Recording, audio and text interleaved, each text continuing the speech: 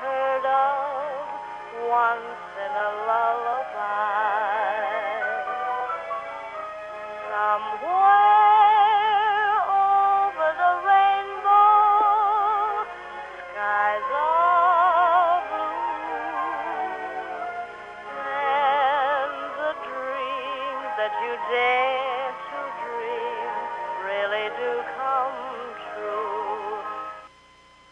Endeavour Houston, good morning, and that long-distance dedication was to Bob from Sarah. Well, dreams certainly do come true, Beamer, for all those that are persistent and keep the faith. It is going to be a great day. Yes, we agree down here in Houston as well.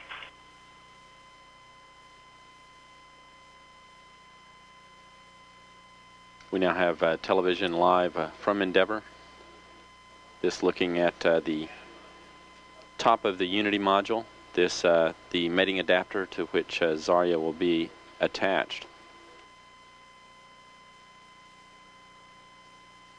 This view showing Zarya and the outstretched mechanical arm of Endeavour poised for its capture. Zarya currently about 400 feet distant.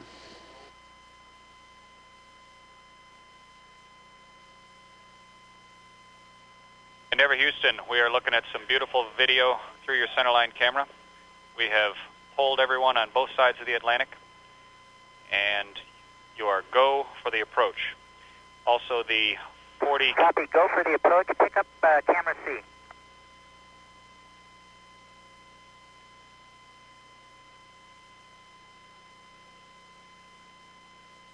Roger, it's a great view, and just to confirm, the 40 kilogram jets are disabled. The FGB is in attitude, and the solar arrays are feathered. Roger, we see a good attitude. We see the arrays feathered, and thanks on the jets.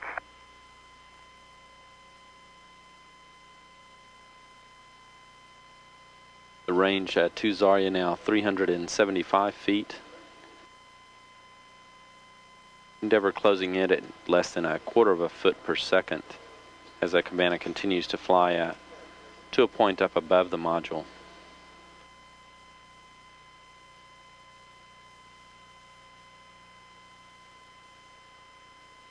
Endeavour Houston, we are pleased to confirm that Zarya's motion control system is off. You have a go for grapple. Roger, go for grapple.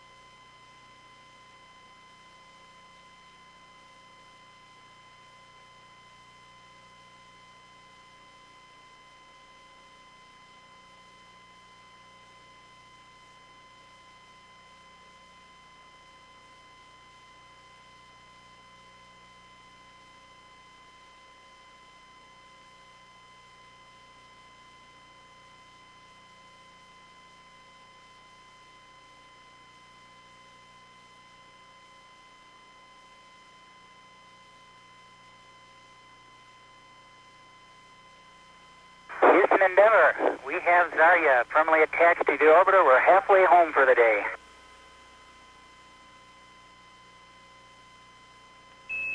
A lot of people exhaling down here. That's great, and we had a terrific view from Zarya watching Nancy's great work.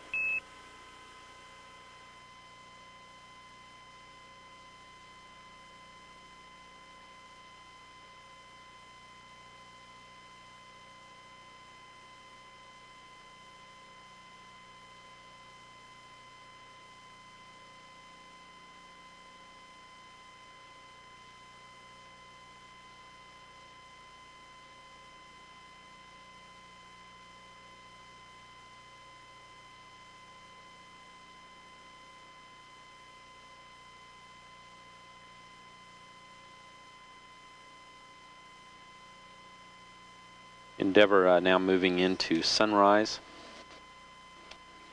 Flight controllers and the crew wait till lighting conditions improve on the space vision system markings from this camera view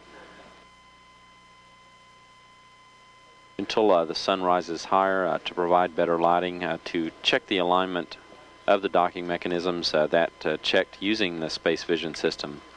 That system uses markings on Unity and Zarya to provide a readout of precise alignment for the two modules.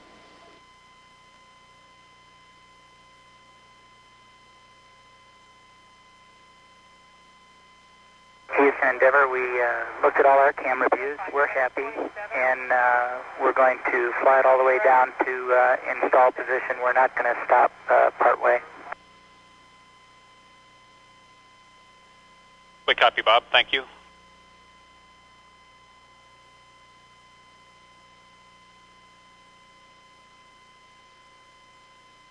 And Houston, SDS just lost its perfect solution there due to lighting.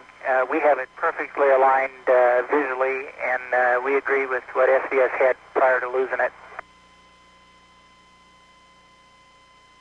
Sounds great. I guess what I'm saying is we'd like to go to berth Unity and Zarya.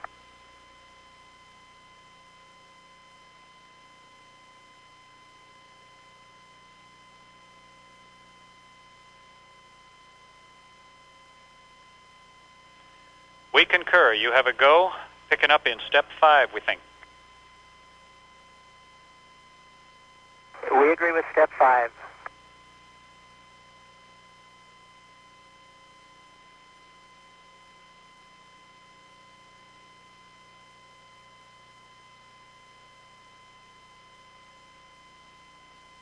Houston Endeavour, we have capture of Zarya.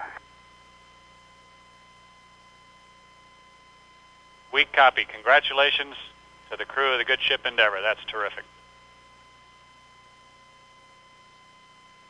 Endeavour Houston, we lost the ring of line indication. Wanted to check with yours.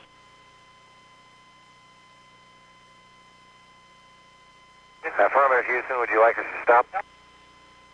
We're seeing numbers of 38, 41, and 39. CJ says it's about the same types of numbers he saw when we were driving out. Please push button power on, Jerry. That's complete, Houston.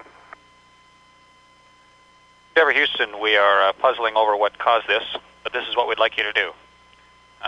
From where you are now, take the push button power to off and then on, and then go to the manual docking sequence and pick up in step 7 to drive out and force the alignment, and then subsequent to pull it back in again. Okay, we're going to do a power off, power on, and then we'll go to step 7 on the manual side. Good copy.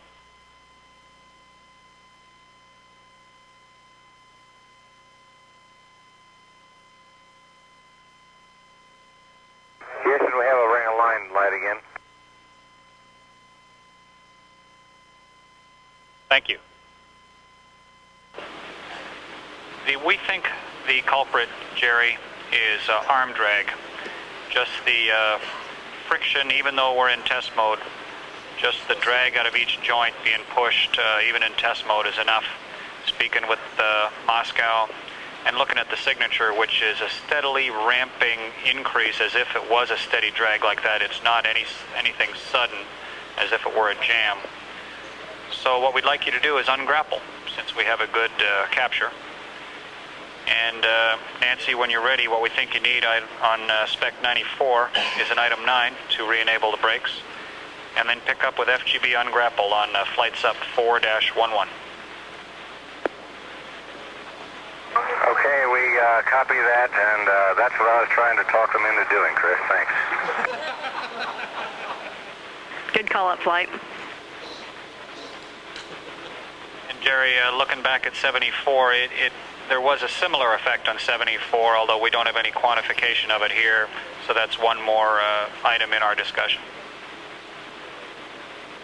Okay, copy. I know we got a lot different arm configuration here, but I can tell you from on STS-37 when the arm was in limp mode, it's certainly not limp when I tried to move it with EVA hands. Roger that.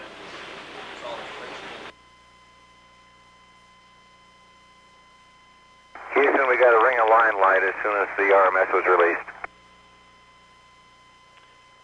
Looks like the smoking gun in this problem, Jerry. It's looking very promising. We'll get you the right spot to pick up in the manual sequence.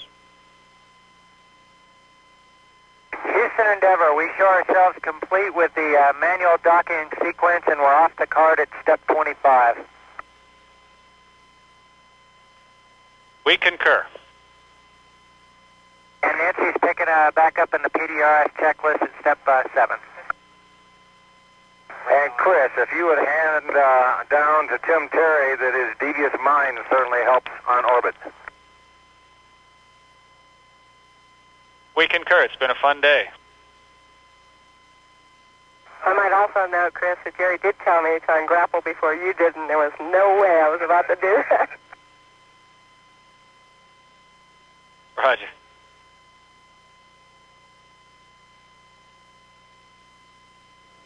This is Mission Control again. This television from Endeavour is live. This is a view of an antenna on the Zarya module. The one of the antennas for the Toru, or telerobotically operated rendezvous system for the Zarya, a manually operated backup rendezvous system for the Currie's automated rendezvous system, which is the primary rendezvous system that will be used for future operations of the International Space Station, primarily the docking of Unity and Zarya with the service module.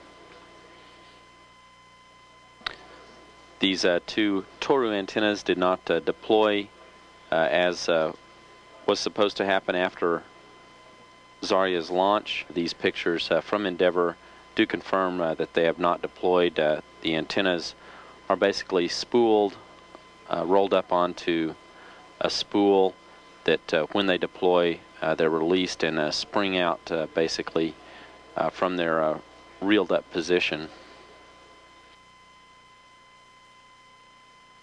Okay, Houston, if you come up now, you should have a still image of the FGB when it was pretty far out.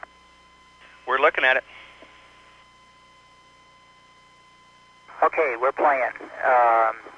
We got various phases of it here. Most are with the keel camera, so they're going to be black and white. It was kind of disappointing when I went back and looked because of that. I kept looking for those shots that I saw when I was looking out the window. It was just fabulous in color watching it.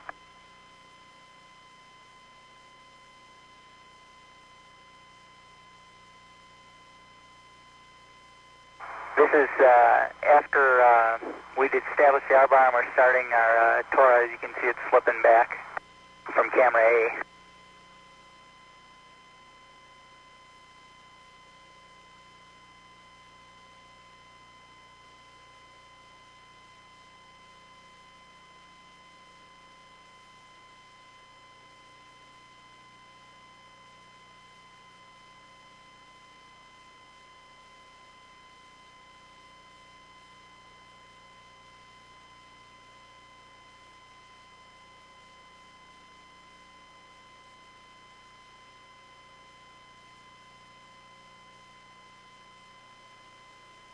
Here we are on the V-bar.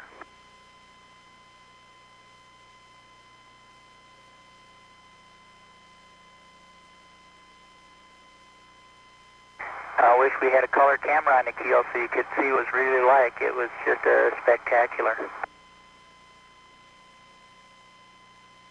Another shot here as we're approaching the minus R-bar.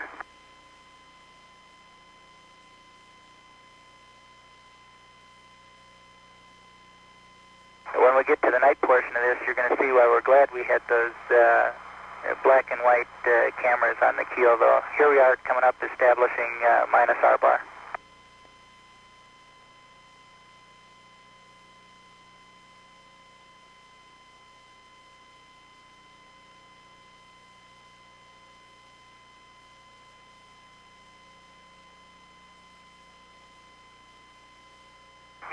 on the R-bar. About halfway in at this point, I think.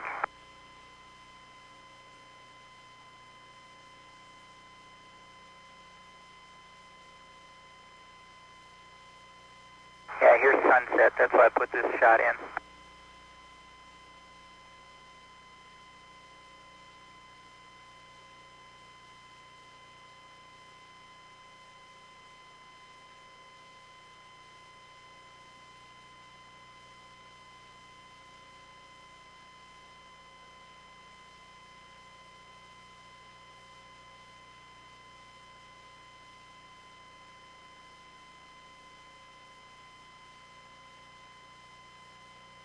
Once we get her down closer in the payload bay with the payload bay floods and adjusting the camera, we got a really nice view at night as it was coming in.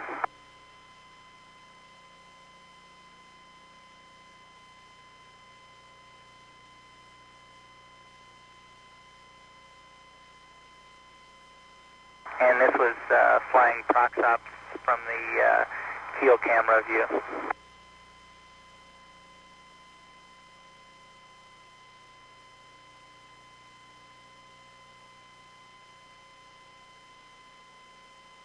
I'm sorry, this is proxops from the keel camera view. That other one was just another shot getting in closer.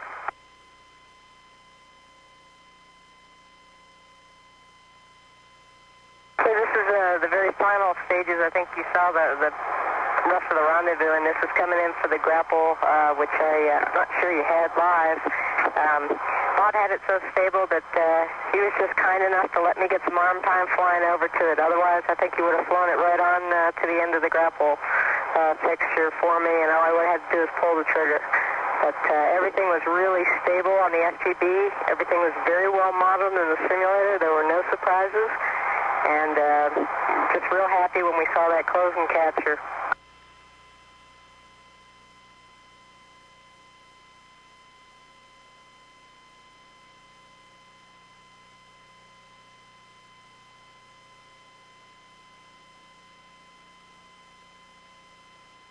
Right at the final stage here of the grapple, and you'll see as we close the snares, it'll snug it right on up. There's the snares closing, and it rigidizing.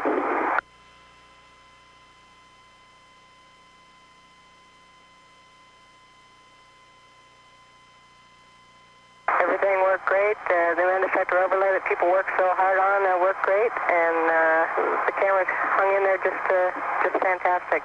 This is a shot moving Zarya up on top of Unity, a little bit of the Earth blim in the background, and we just took it nice and slow. Of course, we were right at the almost at the reach limit of the arm as we brought it up, and just nice and slow and careful.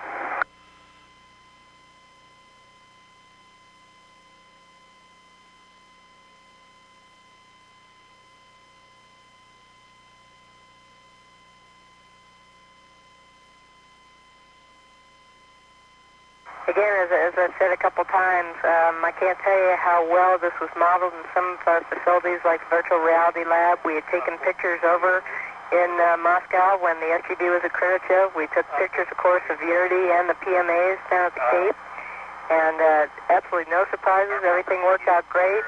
We ended up aligning it visually based on our pre-flight pictures from the VR lab, and also through the use of SDS, and everything was in agreement. Everything looked good.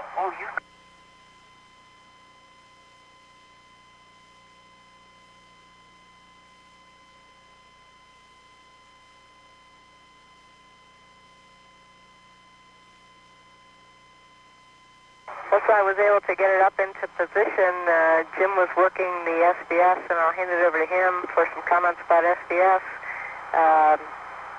As we've seen on other flights, the lighting was a challenge on orbit. That's one thing that some of our simulators don't model all that well, is the extreme lighting conditions we see up here, and we saw some extreme lighting conditions over the last couple days.